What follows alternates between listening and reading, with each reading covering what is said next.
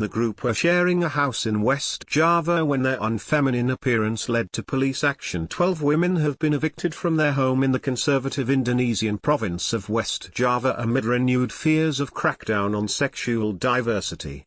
The group had been renting a shared house in the village of Tugu Jaya, where their cohabitation and unfeminine appearance had unsettled conservatives. Responding to a complaint from religious leaders and an Islamic youth group that the women's living arrangements was against the teaching of Islam, police raided the women's home last Saturday, giving them 3 days' notice to leave. According to interviews conducted by Human Rights Watch, authorities provided no legal justification for the raid and forcible eviction.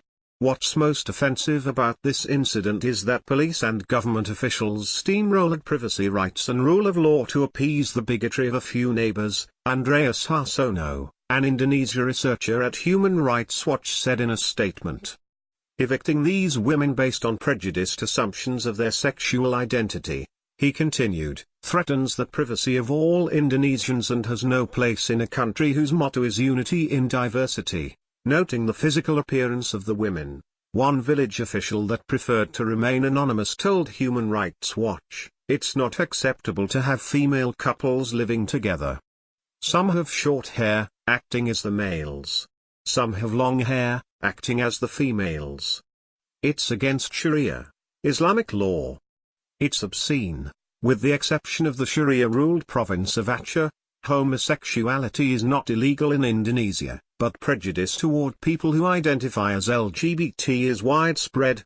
Last year a string of discriminatory comments by politicians and religious leaders revealed the extent of homophobic sentiment within the government.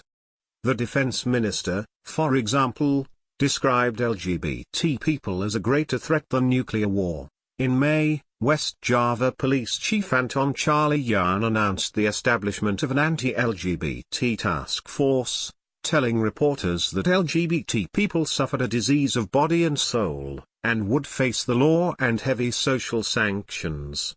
They will not be accepted in society. There have been 4 such raids on LGBT people this year alone, including at a hotel in Surabaya this April, and a gay club in North Jakarta this May. Rights groups and activists have expressed concern about the increased possibility of more raids on LGBT people to follow. "Personally, I am worried," said Yulita Rustinawati, from the LGBT advocacy group Paus Pelangi. "It's like we are criminals. Everything that we do now becomes risky, even living with our partners.